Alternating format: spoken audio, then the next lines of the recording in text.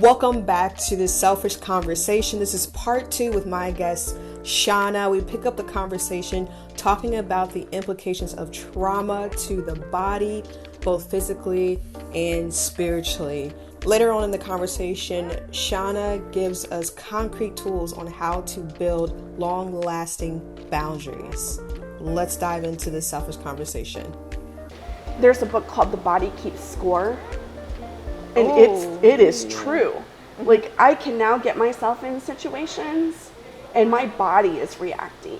And I never listened to my body before. And I will feel it. I will just, I'll break out in hives on my neck. Yeah. Weight gain is a part of it, and stuff like that. Like, your body's keeping store of all of this trauma. I've heard that before. Yeah. Yeah. A lot of I can feel it now. Oh my gosh. Yeah. And that's part of that intuition thing. Like, you got to listen. You got to your body's trying to tell you something. Right. And so how did you guys unravel that pain tolerance as far as like moving forward and noticing the signs and tools? What was one of the tools? Active listening being one of them. When I'm talking to someone and I feel like I'm not understanding them, I'll say, I just want to make sure that I understand this is what you're saying. And you can repeat it back verbatim what they're saying. Am I hearing you correctly? Yeah. Well, no, that's not what I was saying. This is what I meant. Okay, so I'm hearing you say this. Yeah. Correct? Yes. And like, just to have that level of understanding with one another, that tool has helped me immensely, because now I accept it. I will say to someone, no, you're not hearing me correctly. Let me explain it differently. But I also understanding within myself, I don't need to convince anybody how I feel. What I feel is valid. Yeah. I don't need to convince you. If you don't understand me, that's not my problem. Especially if I'm being very clear about something. Right.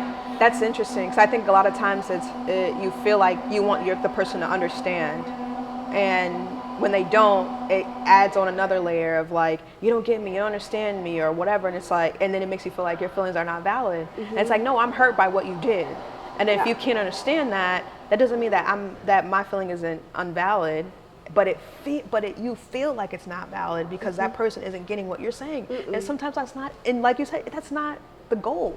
And that's what keeps us stuck in things, though, because we're trying so hard to convince somebody of what we feel. Oh my God, that's such a good point. We seek closure from others, and a lot of times it's the disrespect that's the closure. Or it's the not listening that's the closure. Yeah. You don't need it from another person. You can give it to yourself by just simply saying, this is how you feel. And I think this is relatable in a lot of other things. This is how you feel, and this is how I feel. And we're just not going to agree on it. But your point is just as valid as mine. Yeah. Type of thing. Wow. And it's made me less of a people pleaser now. I'm not perfect. I call myself a recovering people pleaser or a recovering codependent person because I'm still learning things. I just listened to this TikTok the other day, and it says, when you get out of a toxic relationship, the one thing that you don't want to hear at the time is, what did you do to contribute? Ooh, oh my God. To the relationship. And I cry a lot because you just look at it and you're like, if I would have been taught the skill of boundaries from my parents, look at all of these things in my life that wouldn't have happened. Yeah. So I don't look at it and beat myself up, but I just look at it and I'm like, things could have been so different if I would have just been taught this skill, this tool. Yes. And it being and this is what I find interesting, is like it being a tool. Like, I wouldn't have never realized, like, oh, active listening is a tool for a lot of these like therapeutic needs that like we have. And I would have never guessed that as being a tool. That's why therapy works. Yeah. Because they're actively listening. They're not agreeing with you. Right. Or even necessarily empathizing with you. They're just listening to you. And a lot of times for me, I have lived so much of my life of not feeling heard. Yeah. To be a child in a situation where there's abuse and drinking and stuff like that, and you're told you're making it worse. Like when you have a voice. Let me give a better example. This guy was beating my mom up, and I got involved. I was a teenager. I got involved, and my mom told me my involvement made it worse. Oh wow. And I'm like, I'm trying to save you, Mom. I don't know. Yeah, like you want me to just sit here and be a bystander and watch someone beat the crap out of you and not get involved, you know? That's what she wanted. I made it worse getting involved for her, because then it gave him something. How it would apply is if I asked to go do something, he would yell at my mom the whole time I was gone to a football game. Wow, yeah. I mean, I wasn't even doing anything wrong, but he would yell at my mom the whole time, you know, and so then when I got home, I'm feeling the wrath of my mom of like, you know, you would just stay home, then I wouldn't have to hear about it all the time. Right. You know, this is kind of the ripple effect of it. Right. Or you take that into the adult life, and when you say something to like your husband, which I did, after having children, my body changed. I asked for a little sex toy or something like that to like help the situation out, because my body had changed, and his response being, if you need that, you don't need me. Oh my gosh. And so you're going, but I'm trying to voice something to you, so then you just keep it in. Yeah. And the ripple effect of it is I've learned to be docile so much of my life and not have an opinion, that now that I'm in therapy, oh my gosh, I'm so angry. Like the emotion that I was never allowed to feel as a person up to this point was anger.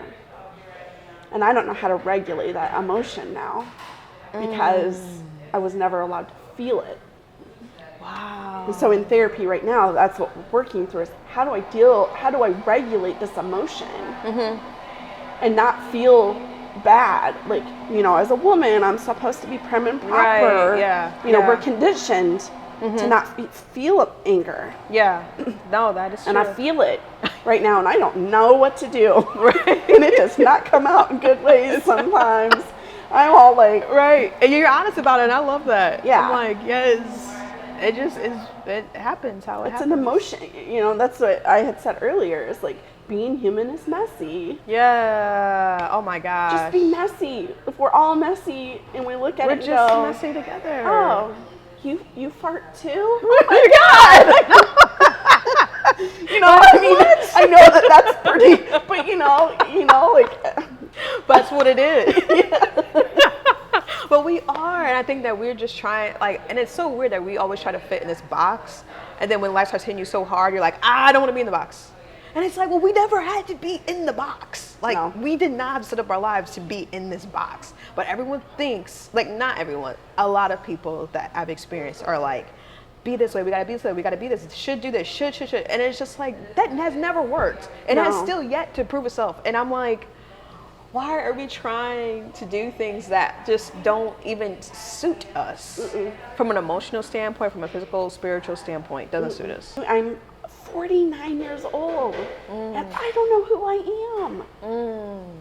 I don't know who I am. Yeah. I've had to fill all these roles. Yeah. And you're like, I don't know who I am. I had to take this personality trait on. Right. Because of my childhood, and I had to take this personality trait on. You know, and now you're looking at yourself going, I don't even know. Who am I? Right. Am I a nice person? Or was I just conditioned am I really an overachiever, or did I do that because that would make other people happy and like me? Right. You know? Yeah. You just look at and that's what therapy has been, is like dismantling this person. Am I sitting here today still going, I don't know who I am? Yes. Very much so. You know, I said to my therapist the other day, I said, I just don't like being around people. I've always been a people person. Yeah.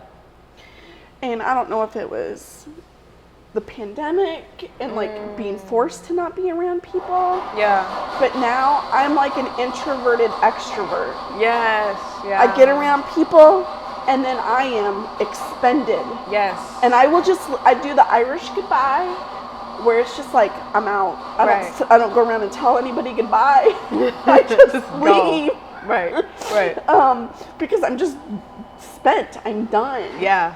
And I didn't realize that about myself. I was always, you know, the greeter and stuff like that. And now I'm like, I don't want attention. Yes. I just want to put my head down. I know. Do the thing you need me to do today. Right. And get out of there. Get out. Well, I do have to say though, like, what I love like what you're teaching me just through like sharing and stuff, and for people out there, like we work together, and so what I'm learning is like so much courage, because you're willing to put in the work to understand who you are and why you are the way that you are. And it's so trendy right now to do that, but really putting in the work is totally different, because you're getting broken down and then sometimes you're coming back up. And to go through those emotions constantly on purpose, and you're paying for that to happen to you, basically.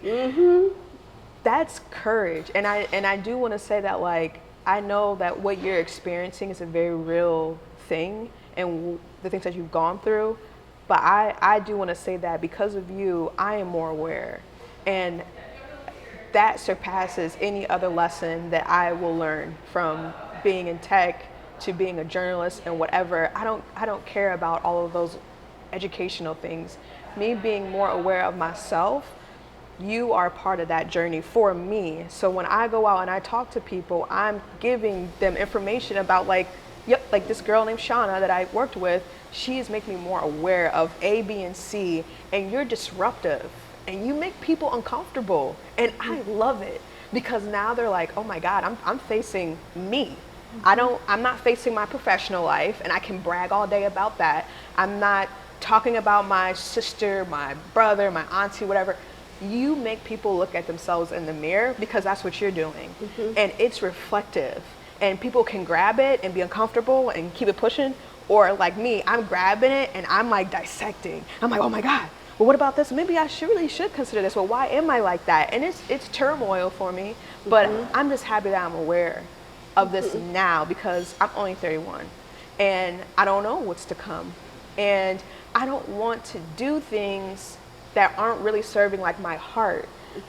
I am so used to doing things professionally, because that's the household I grew up in, where it's education, get an education, you got to be educated, and I'm trying to strip myself of that. And like you were kind of saying earlier, am I a high achiever because I'm a high achiever? Or am I a high achiever because I want to please my grandmother that raised me? Am I a high achiever because I want more people to like me, take me seriously as a black woman, and I don't want to ever be stereotyped as an uneducated black woman, so I'm going to make sure that I'm not that? I have to tell you, I appreciate the vulnerability in sharing that with me. Oh, yeah. And, you know, I by no means mean to be disruptive. But I can tell you make people uncomfortable. I'm like, yes, Shawna, keep making us feel uncomfortable, because one day they're going to turn around and be like, you know what, Shawna, I'm going to cry too. Fuck, I'm just going to fucking cry too. Who cares, you know? And that's great. Yeah. I just, sometimes I surprise myself. I'm just like, oh man, you know? But I feel that now that I am aware, now that there is an awareness, there's a responsibility in that. If you are aware and you do not take responsibility to make changes, that's wrong. When you become aware Yeah. Even to any degree, you were responsible for continuing on that journey. You know, I can look at, I have made mistakes. I have. And in my relationships and stuff, I've made mistakes. I am not a perfect person. Yeah. And so none of this comes from a place of judgment. And I hate the saying, you know, I was working with what I knew at the time, you know, because it can be an excuse. Oh, well, okay, you know, I did that because, Yeah. you know, I was working with what I knew at the time. But there's truth in that. You know, if I didn't know about A, B, and C, and those behaviors were coming out in me, but now I'm aware. Yeah. And I don't want to be that person. I don't want to hurt somebody. Right. I don't want to manipulate in a relationship to try to get love from somebody. Yeah. You know, and that's something that I've had to look at for myself and say, you manipulated your ex to feel love from him. You needed validation from him, and you manipulated him to get it. Because he couldn't give it on his own. Wow. You know, he was telling me the truth on who he was. I didn't want to believe it. Wow. You know, and that's part of codependency, is trying to control someone. I don't want to control anyone anymore. The only person I can control is myself. Right. And that's it. I'm not going to try to control anybody anymore. Right. To try to get love. That's so interesting. Or accolades at work. Right. Or whatever. Right. You know, for me, being the good girl and working hard and stuff at work was, I mean, I can look at it now. I thought that those things would earn love from my mom. My mom didn't care about those things. I think if I would have done drugs and been a prostitute or something bad, I would have gotten more respect from my mother than me being the straight A student and getting honor roll and stuff. My mom used to say back in high school that I was the white sheep of the family, that she was embarrassed to tell her friends about me because I was too good. Oh, wow. But all I wanted was for my mom to just go, "You're a good kid." Yeah. That's all. And so I would get involved with everything. Cheerleading, speech, yearbook. My mom didn't care. My mom quit school in 9th grade. Yeah. She didn't care about those things. So I rebelled that way, you know, of how could I be good? But then that just lends itself to the question of like, but where am I really at in there? Yeah. You know? And so at work, I just put an honest day in. A joke. This is something you and I talked about. I always give 110%, and then I burn myself out. Oh my gosh. And work extra hours and do all of these things. And my therapist, when I started this job, my therapist said, you know, I don't want to keep doing this. I don't want to be this person that does this. She goes, go into the job, see what it is that they require of you to be 100%, and then look at yourself and go, how much are they asking of me that I can give? So going into my job, I was like, they're only asking for like 60% of what I have to give. Yes. But it's 100% for the job, to be done. That's a good point. I never thought about that. And so I had to say, okay, I'm giving 100% of what they expect of me. Yeah, but you know it's 60 for yourself. Yes. Yeah. Well, then to be able to look at that and go, well, sometimes if I have to work late or something like that, you know, maybe it's 65 or 70 this week, but it's not the 110. Yeah. You know, it's 110 for them because I'm giving a little bit extra. Right. But it's not for me personally. Yeah. You know, and so I've been able to find balance in that. And then when I have that extra time, what am I doing with it? Yeah. You know, and then I don't feel guilty like, oh, I'm not working 60 hours. So when I see people that do those things now, I feel bad for them. Yeah, I was gonna say, you feel like kind of bad for them, like, ooh, Yeah. Yeah. Like, because then that expectation is there. yeah. You know, I want to be helpful. I feel like I'm helpful, Oh, for sure, hands down.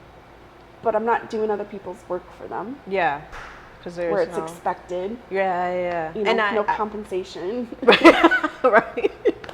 I feel like some of the boundaries that I've learned from you, I mean, in this interview, but then also like just from us interacting and stuff like that, I feel like are so pivotal to that awareness and being accountable. Like now that I'm accountable, that I need to be aware, these boundaries should be set. And like I mentioned before, self-care, self-awareness is so buzzy right now, but I feel as though weekly and almost daily, like, and this is like my assumption from all the things that we've been engaging with and stuff like that, that it seems like you have like this like trigger of like various boundaries that are holding you accountable of your self-care. Because self-care, you know, nowadays folks are like, yeah, go get a coffee, go to the spa. And I'm like, that's cute, but that's not all that is. Self-care is taking risks, sometimes saying no when you were used to saying yes, and it takes like that vulnerability.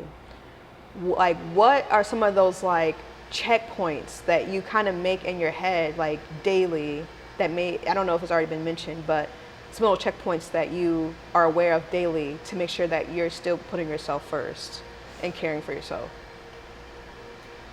I had to learn that boundaries aren't what you put up. Like, I always thought boundaries were walls to keep people out. No. Boundaries are to keep you in. So I kind of look at it like a circle, okay? Here's the outer circle. Well, what do I need for you to step into that first circle? Respect. You got to respect me. It's just a human being. Right. Like, just these general things, you know, and then maybe the next step in to get to an inner circle where you're really truly vulnerable and trust a person, you know, it's accountability. You know, are you a person of your word? Do you do what you say you're going to do? And it's kind of these things. So as I'm going through my day, I'm checkpointing and kind of going, are you respecting me? Are you being held to some accountability? Can I depend on you? And then that kind of makes a difference for me on how I open up to people. I used to be an over-explainer. I would just give it to everyone, a lot of detail to everyone. And I had the idea of like, you trust people immediately. They have to tell you that they can't be trusted. They have to show you that they can't be trusted. Yeah. But I just gave trust. I do not do that anymore. Wow, that's you have to earn the trust. Yeah. And I had to literally sit down and kind of come up with a checklist of what it took to get into these circles for me. So a stranger, you're out here. Yeah. To get into that first thing, here's kind of the boundaries that I've set for myself. And they're not rigid, they flow. Right. But to get to this point, to know like detail and stuff, I don't just give that to anybody anymore. Oh, that's interesting. And boundaries are hard. It is hard. You know, you look at it and you're like, you are not going to talk to me that way. Yeah. You know, you think of it that way. No. Instead it's, I appreciate your point of view, but I'm not going to continue in this conversation if you speak to me like that. I like that. Because I'm definitely the opposite of like, you're not gonna, like, that's just not gonna happen, and I cut it off. But I don't want to make that person defensive at the same time where they're not gonna open up and speak. But I'm just like, slow your roll, you know. And my friend Avery, he's here, and he knows that of 12 years. Yeah, it's like, this is what I require of you to be in my life. Yeah. And if you can't do this, if you're not capable, and it's okay, maybe you're not capable. This is the consequence. You're not going to be in my life. Right.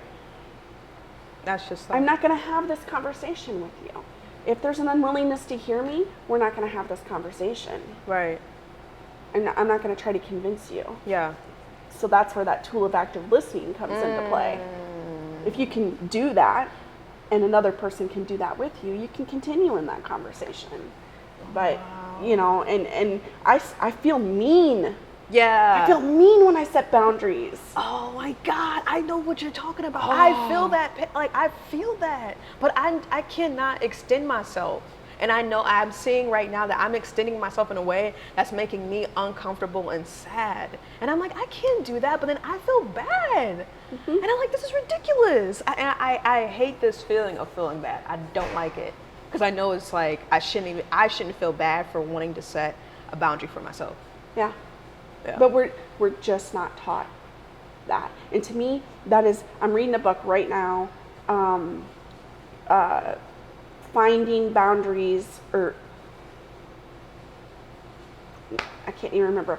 Boundaries find peace. Like, learn boundaries, find peace. Oh, okay. And it's like really breaking it down. Like, what kind of person are you when it comes to boundaries? Yes. And what are those triggers that keep you from not setting boundaries or whatever? Yeah. And I was reading it on the train ride. Oh, okay. You know, and I had to keep closing the book, because I'm just like, damn, I feel so called out. Yeah. Like, ooh. Because I feel like I'm Isn't that mean dope? in my approach now. Yeah. You know. Yeah. But I just kind of, that mental checklist for myself is, am I honoring myself right now?